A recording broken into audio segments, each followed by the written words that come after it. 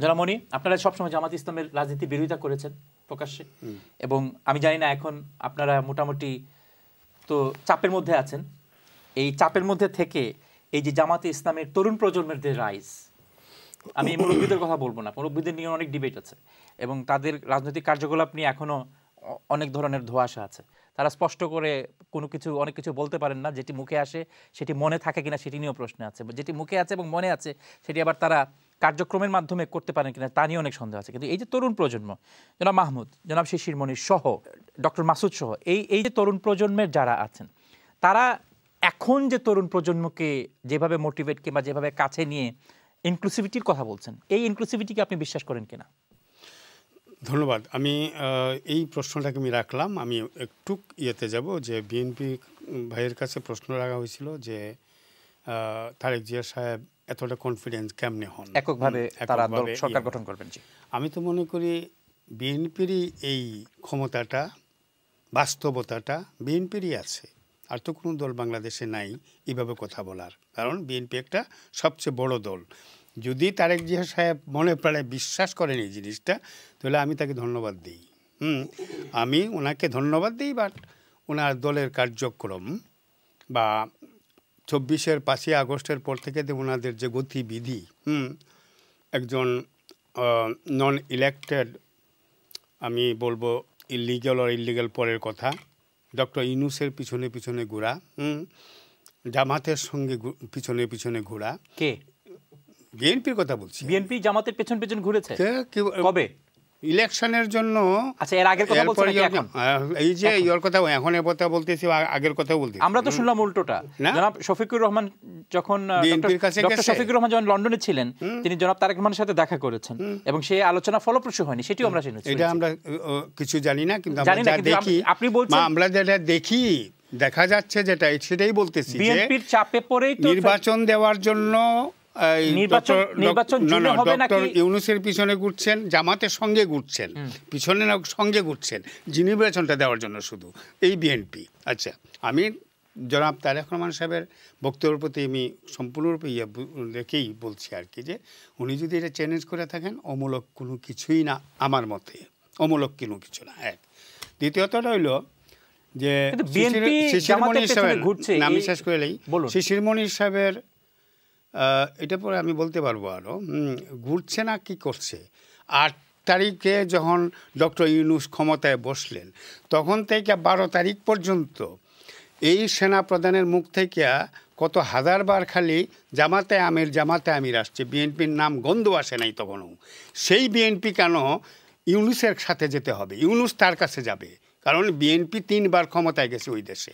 এই প্রত্যেকটা পরে আমি দেবো। এমন কথা হয়েছে যে শিশির মনির সাহেব একটা কথা বলছেন রিসেন্টলি। আমার কথা হচ্ছে গিয়া যে ইলেকশন আসছে, এই সারাটা বছর গেল, এত সম্প্রীতির কোনো একটা সামান্য বক্তব্য আমরা শুনলাম না এদের মুখ থেকে।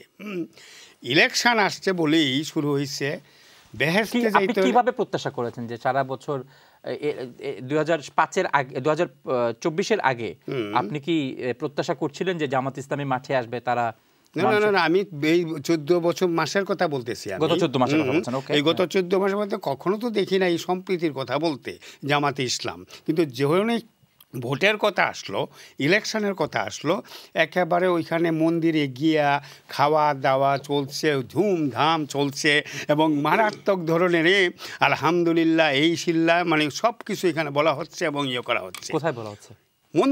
মন্দিরে কেন আলহামদুলিল্লাহ বলবে? আমি বললাম যে ওই যে গিয়া খাওয়া দাওয়া করতেছে, আলহামদুলিল্লাহ মাশাআল্লাহ এগুলা বলতেছে, তারাই বলতেছে। আপনি প্রসাদ কথা বলছেন? হিন্দুরাই বলতেছে না, প্রসাদ নাকি আমার জানা নাই, খাওয়া দাওয়া করতেছে।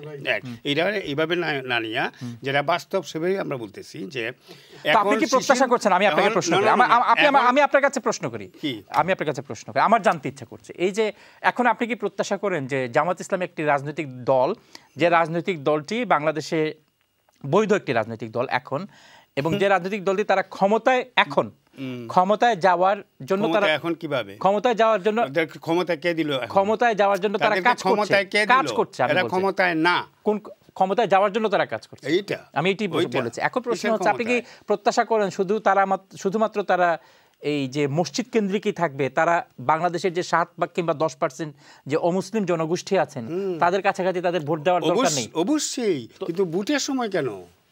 এর আগেও তো কিছু বলার থাকতে পারে, করার থাকতে পারে। মতলব একটা জিনিস, এটা সব মানুষে বুঝে।